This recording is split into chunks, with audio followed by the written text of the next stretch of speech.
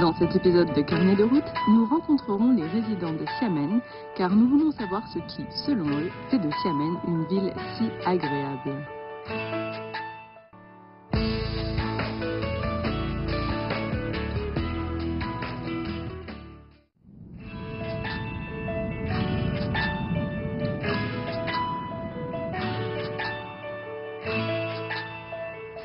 À Xiamen, le commerce avec l'extérieur a un passé long de plusieurs siècles, durant lesquels les étrangers sont venus sur ses rives. C'est la raison pour laquelle je me suis rendu au sein de cette communauté pour rencontrer des gens qui ont parcouru le monde, mais qui ont choisi de poser leurs valises à Xiamen, contribuant à leur façon à son développement et à la créativité de cette ville. Chacun des différents invités de l'émission nous montrera comment il s'est approprié la ville. La plupart étant déjà en Chine avant de décider de s'installer ici. À travers eux, nous verrons les différents visages de Xiamen et découvrirons pourquoi cet endroit a été surnommé la ville la plus agréable de Chine.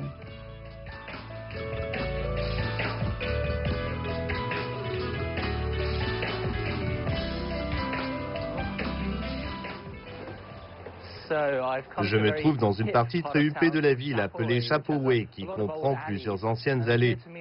C'est ici que je vais rencontrer un Sud-Africain appelé Bjorn. À première vue, Chapaway est un méli-mélo d'ancien et de moderne, ce qui donne à Tianlan un indice sur la personnalité de Bjorn.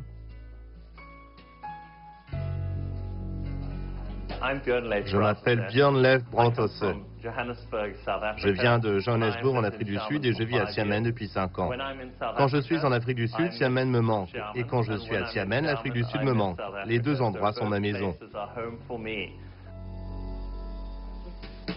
Bjorn est un grand sinophile et il peut lire et écrire remarquablement d'anciens caractères divinatoires chinois. Complètement imprégné par la culture locale, Bjorn connaît tous les bons restaurants du coin. Il y en a un qui ouvre seulement 3 heures le matin et qui fait uniquement des chachramien, soit des nouilles au saté dans un bouillon de poisson épicé. C'est un de mes bâtiments préférés ici à Xiamen. D'accord. C'est très art déco et vous trouverez beaucoup de choses de ce genre ici à Xiamen. Bjorn confie à Tianjan que l'art déco est aussi très présent sur l'île Goulingyuan à proximité. Et en voyant ses colonnes gréco-romaines et ses installations en fer forgé, vous pouvez presque imaginer de jolies filles en robe chinoise se promener sur les balcons façon Gatsby le Magnifique.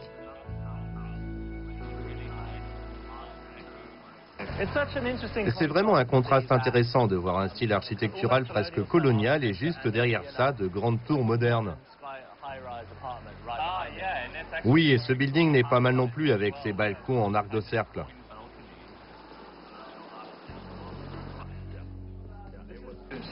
Préparez les siennes d'abord avec des crevettes. C'est quoi ça? C'est du porc? On n'a qu'à en prendre.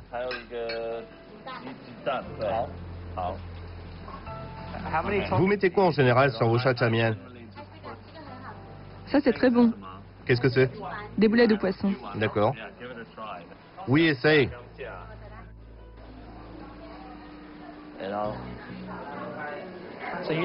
Donc vous n'aviez jamais vraiment mangé de chachamian avant de venir ici? Non, jamais. Je crois que la recette originale a été perdue. Beaucoup d'habitants disent que ces restaurants ne cuisinent plus la recette originale. Ils ne la font pas correctement, donc j'ai essayé et je n'ai jamais vraiment aimé. Mais ça, c'est bon.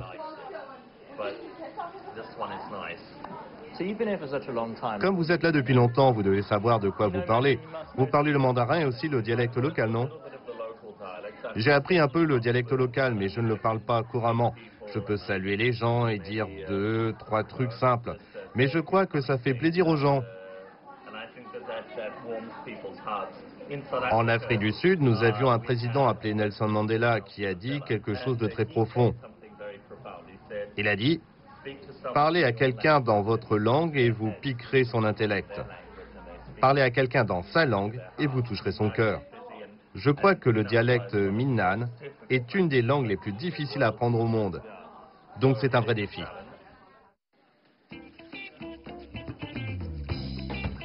Autrefois petit village de pêcheurs, Chapaway est aujourd'hui le quartier des designers et des créatifs. Situé dans une ancienne usine de glace, Fat Fat Beer House est une des microbrasseries la plus connue de la ville. Björn avait travaillé ici avant et c'est lui qui a eu l'idée du nom IPA de la bière que Tianlan boit. Donc c'est quoi l'ambiance ici à Chapaway? C'est très artistique, très hipster. Oui, c'est très hipster, très hipster. Il y a beaucoup de skateurs qui adorent faire du skate sur ces petites rampes ici et ça ramène plein de jeunes. Il y a aussi beaucoup de jeunes entrepreneurs qui ont ouvert des boutiques intéressantes. Il y a un barbier. J'ai vu des magasins ouvrir dans ce quartier et qui se sont développés ensuite ailleurs. Des pizzerias et des gens qui veulent découvrir différents types de nourriture et qui ouvrent des restaurants.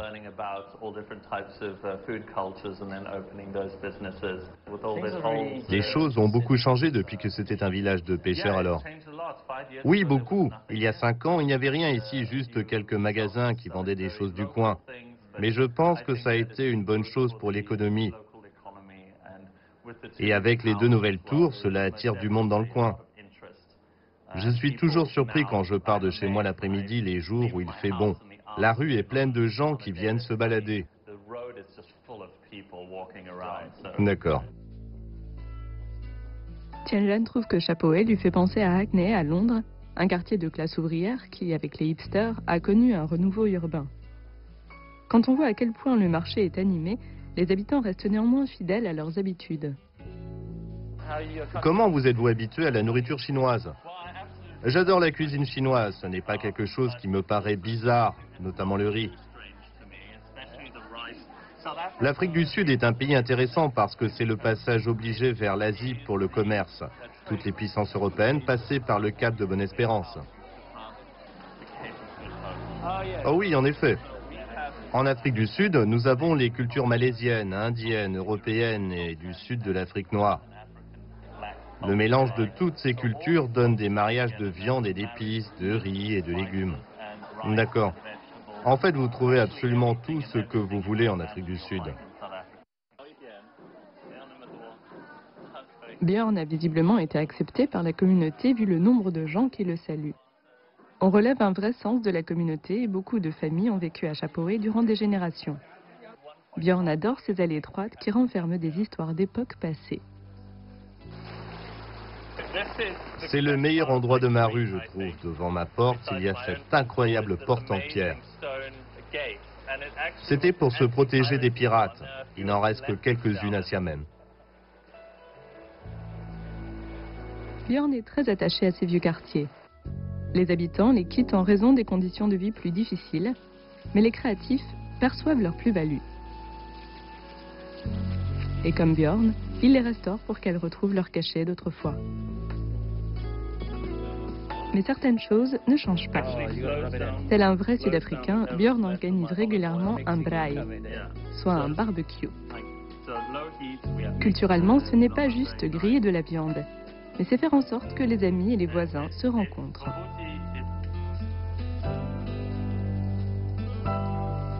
L'Afrique du Sud est un pays jeune avec une culture d'immigration forte. C'est peut-être une des raisons pour laquelle Björn s'est si bien adapté ici. Après tout, Chapaway ne ressemble pas à la communauté expatriée et vivre ici permet à Björn d'être immergé et de faire partie de la communauté de Xiamen.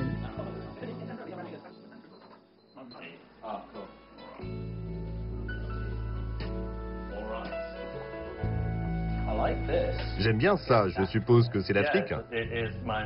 Oui, ma mère me les a envoyés pour me rappeler la maison. Ah, super.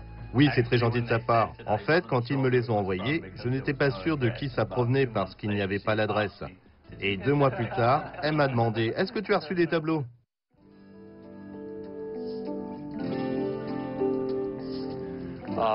La mer est si calme et belle ici. Je vais rencontrer un homme indien appelé Atul. Il s'est fait une belle place dans le yoga ici.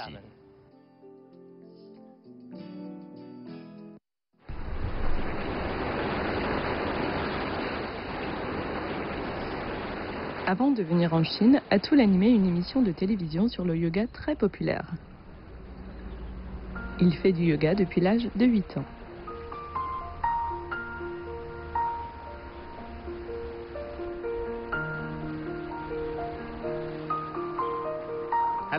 Je m'appelle Atul Verma. Je suis indien et j'enseigne le yoga. Ça fait 9 ans que je vis dans cette jolie ville de Xiamen et j'adore enseigner le yoga. J'adore Xiamen.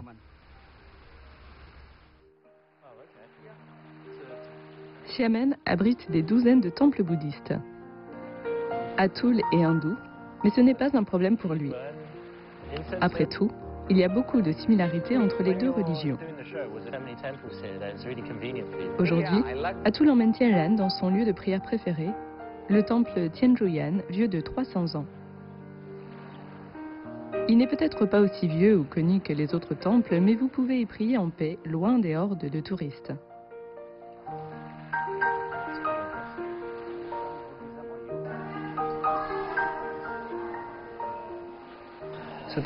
Croire au bouddhisme et se rendre au temple, ça a rapport avec le yoga?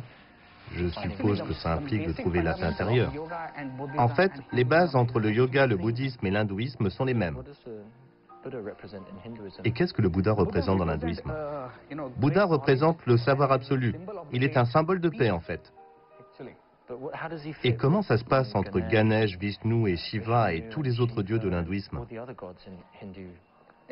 Dans l'hindouisme, nous avons trois dieux principaux, le dieu Rama, le dieu Vishnu et le dieu Shiva. Bouddha est la 9e réincarnation du dieu Vishnu.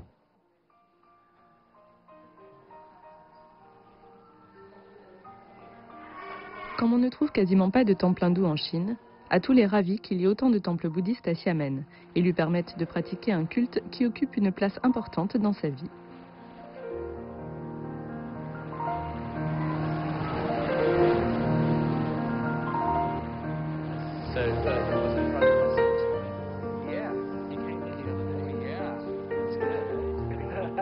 Après avoir prié, Atul se rend dans les restaurants à côté du temple. Il nous dit qu'une chose géniale en Chine, c'est la grande variété de la cuisine végétarienne et de toutes les façons qui ont été trouvées de cuisiner le tofu. Je dois être honnête, la cuisine végétarienne, ça n'est pas franchement mon truc, surtout quand ça ressemble à de la viande. Mon estomac se dit, je vais manger de la viande. Mais quand je le mets dans ma bouche, je me dis, mince, ça n'est pas de la viande, ça. En fait, ici à Xiamen, le végétarisme est très répandu. C'est parce qu'il y a un nombre important de bouddhistes. C'est pour ça que vous pouvez trouver autant de restaurants végétariens. Il y en a énormément. Ils sont tous très bons. Qu'est-ce qui vous a fait venir à Xiamen? Je vivais à New Delhi et je recherchais un endroit qui soit plus calme, avec une meilleure qualité de vie.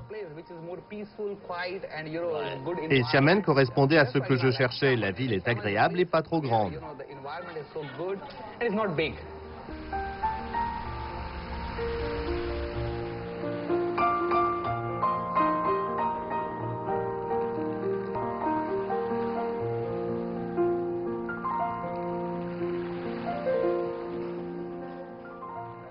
Aujourd'hui, Tianjan va faire du yoga aérien avec Atul. C'est un formateur actif car ces dernières années, il a formé quelques 600 enseignants de yoga et a donné des cours à plus de 30 000 élèves en Chine.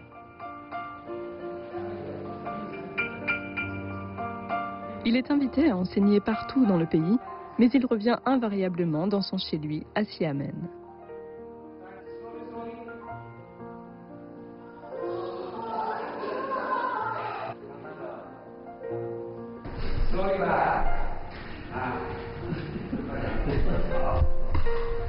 Je ne sais même pas comment l'expliquer.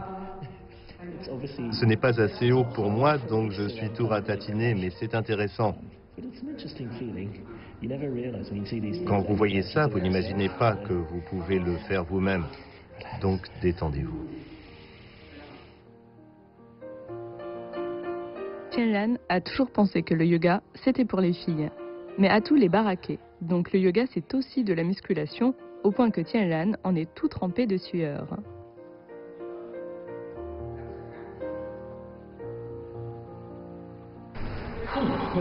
Je dois avouer que c'était le cours de yoga le plus intense, mais aussi le plus marrant que j'ai jamais eu. Aujourd'hui, tout le monde fait du yoga. Mais après en avoir discuté avec Atul, j'ai réalisé que le yoga n'était pas uniquement un simple exercice. C'est surtout un état d'esprit. Vous devez méditer, vous devez trouver la paix intérieure. Et Atul est ravi de pouvoir enseigner le yoga ici à Xiamen. On y trouve un bon équilibre entre la vie professionnelle et privée. Espérons qu'il pourra ouvrir plus de salles de yoga ici et ailleurs en Chine, pour diffuser ses idées. Mais dans l'immédiat, j'ai juste besoin de boire de l'eau.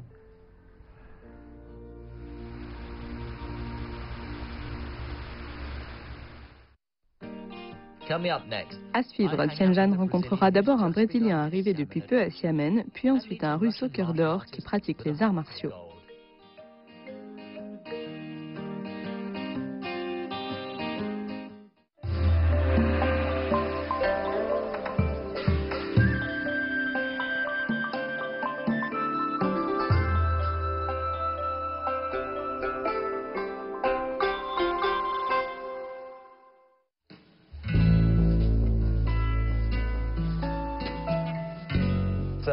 Je suis de retour avec mon ami André, né ici à Xiamen, mais qui revient fraîchement du Brésil.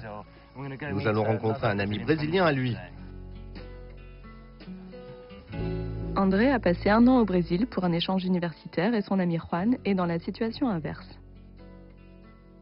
Je m'appelle Juan Guimarães, je suis brésilien et j'étudie la médecine à Xiamen. J'espère que durant ces prochaines années, ici, je vais pouvoir en apprendre beaucoup sur le pays et la ville.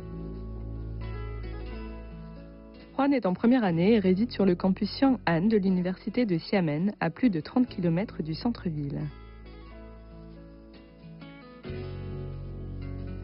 Comme il n'a pas eu le temps de beaucoup explorer les environs, c'est donc André qui nous fait découvrir les alentours.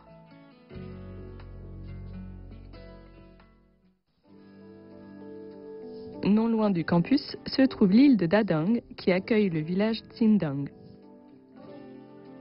Les maisons ici sont un bon exemple de l'architecture Minnan classique, avec leurs briques rouges fabriquées à l'aide de la terre extraite des rizières. Ce village est apparu 400 ans après Jésus-Christ et a été fini de construire au milieu du XVIIe siècle. Il a également joué un rôle important dans l'histoire chinoise moderne. Waouh, c'est super! Oui, ce sont les bureaux que la cellule du parti du Kuomintang occupait pendant la Seconde Guerre mondiale. Pas étonnant que les bâtiments aient été si bien conservés. À en juger par la décoration raffinée, les propriétaires devaient être plutôt aisés.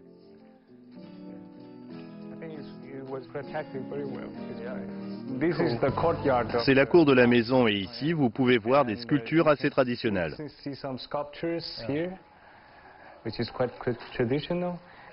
Vous pouvez sentir le vent passer à travers la porte. C'est typique des maisons du coin.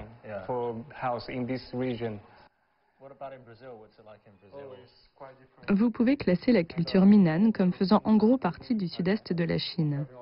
Les fondations d'une maison Minnan typique sont de forme carrée et englobent une cour. Comme les étés ici sont longs, les bâtisses sont toujours conçues pour faciliter la ventilation. Les pièces sont larges et les avant-toits aussi pour éviter une exposition directe au soleil. À côté, la 3e génération de la famille qui a construit cette maison continue à exercer leur profession. Comment vous les faites? On les fait à la fois à la machine et à la main. Elles sont travaillées à la main? D'abord on fait la pâte et ensuite on utilise la vieille machine pour la presser. On attend que la pâte lève un peu avant de la couper en lamelles. Ça fait à peu près 50 grammes.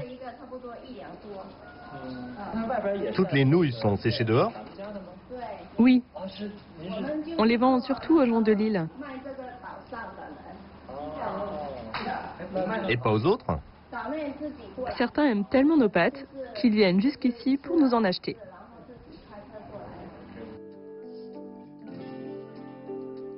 Ces nouilles contiennent de l'alcali qui les rendrait plus faciles à digérer et leur donne plus de consistance.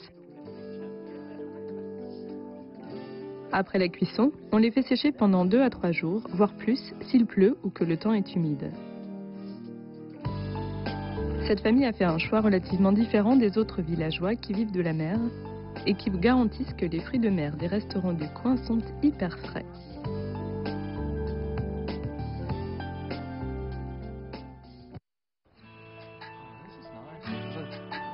Le village de Tsindang ne correspondait pas vraiment à l'idée que Tianjan s'est faite de Xiamen. C'est pourquoi André nous emmène au lac de Yundang pour voir la partie moderne de Xiamen. C'est une ville super agréable à vivre. Vous avez la mer, des lacs et la ville est super verte. C'est un super endroit pour y vivre. Peut-être pour les familles, je pense, c'est agréable. Le rythme de vie est assez lent ici, et sinon, tu vis aussi sur une île? Oui, qui est très proche du continent, donc on peut facilement s'y rendre. Il y a des jardins en face de la plage, c'est une vieille ville. Donc c'est la version brésilienne de Xiamen. Oui, c'est très plat avec seulement une montagne au centre, divisée en deux bourgs. Super intéressant. Donc en fait, tu n'as pas vraiment eu de choc culturel en venant ici par rapport à l'environnement. Et si vous comparez les deux cartes, vous pouvez dire en effet que ça se ressemble beaucoup. Mais en réalité, c'est très différent. Ce n'est pas vraiment la même chose. C'est vrai. La même chose, mais en différent. Oui, c'est ça.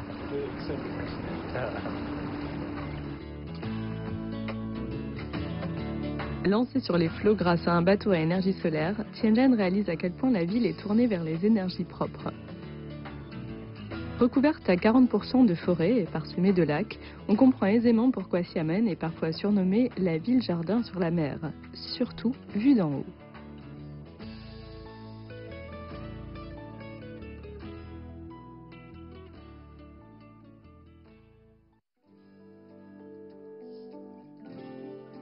On a tendance à penser que Xiamen est une conurbation géante, alors que la ville est composée de plusieurs districts.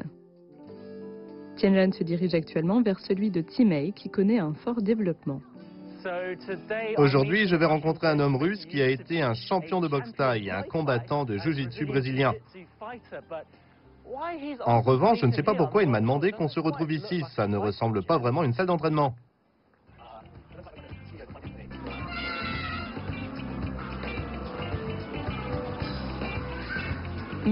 Ce n'est pas ce que Tianjin attendait.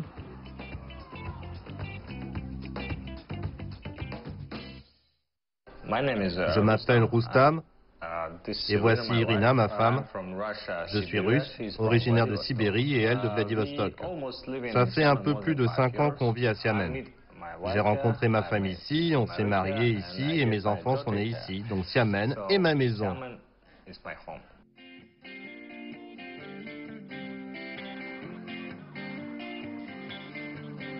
Eh bien, on dirait que Rustam est plus un homme au foyer qu'un homme de combat.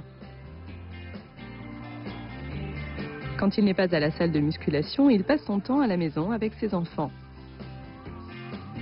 C'est un vrai papa poule. Alors que Tianjin n'est pas très à l'aise avec les enfants.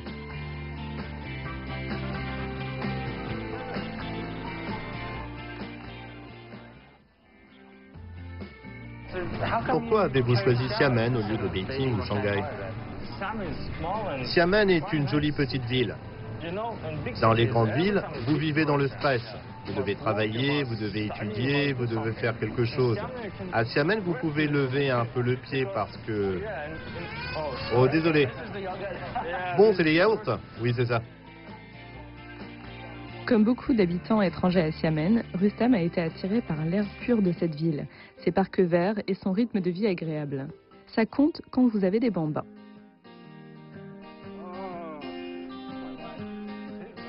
Rustam vit dans le district de Timei, réputé pour son nombre important d'écoles. C'est le lieu parfait pour s'établir, lui et sa famille.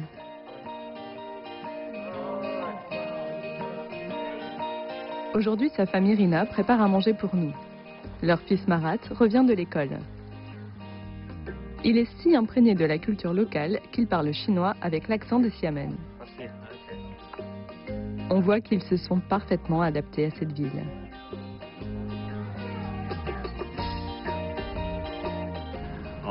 Waouh, il y a une super vue d'ici. Vous avez bien choisi votre appartement. Qui a décidé de s'installer ici? Tous les deux. Mais ça ressemble à sa ville d'origine et c'est pour ça qu'on l'a choisi. D'accord, au bord de la mer? Oui, de l'océan, c'est beau. Avec la nature à proximité, c'est une belle ville. Après avoir passé la journée avec sa famille, Tianjin en avait presque oublié que Rustam est un champion de combat, enfin, jusqu'à ce qu'il entre dans son dojo.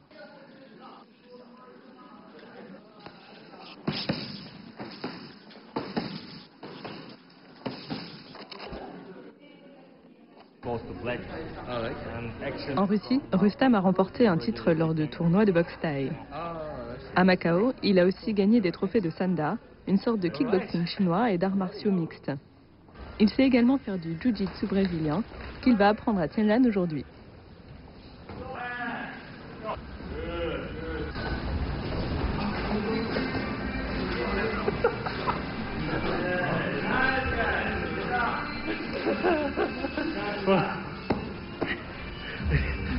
Si vous aimez toucher la tête des gens avec vos fesses, c'est le cours auquel vous devez assister.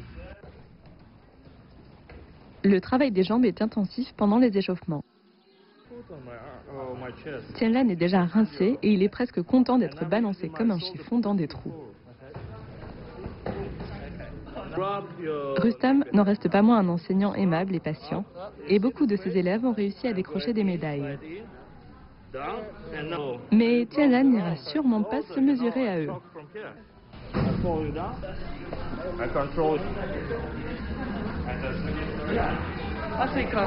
Je crois que j'ai eu ma dose pour aujourd'hui. Je ne suis pas un champion, mais je sais ce que ça fait de perdre, et je ne vais pas m'y risquer.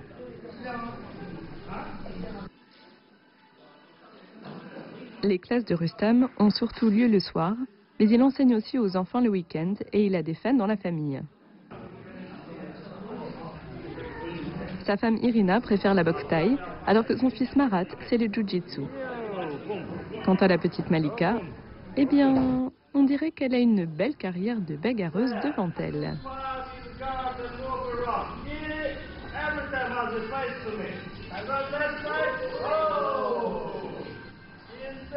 Xiamen est idéale pour Rustam. Elle lui permet de contribuer à vivre sa passion pour les arts martiaux dans un environnement parfait pour accueillir les familles. Vous avez remporté déjà plein de médailles à votre actif et vous avez votre propre salle d'entraînement. C'est quoi votre prochain projet?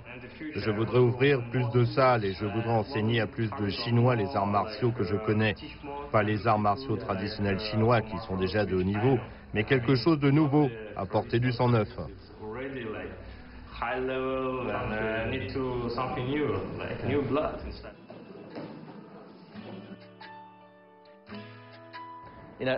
Vous savez, ces derniers jours, j'ai rencontré beaucoup de gens et j'ai le sentiment de m'être fait plein de nouveaux amis. Indirectement, à travers eux, j'ai pu faire l'expérience de beaucoup d'aspects différents de Xiamen. Quelle que soit la raison qui les a amenés ici, les études, la vie de famille ou une autre façon de vivre, Xiamen est leur nouvelle maison à des kilomètres de la leur. L'atout fort de Xiamen, c'est qu'elle offre un parfait équilibre entre la vie professionnelle et personnelle. Pas étonnant qu'elle ait été élue une des meilleures villes de Chine.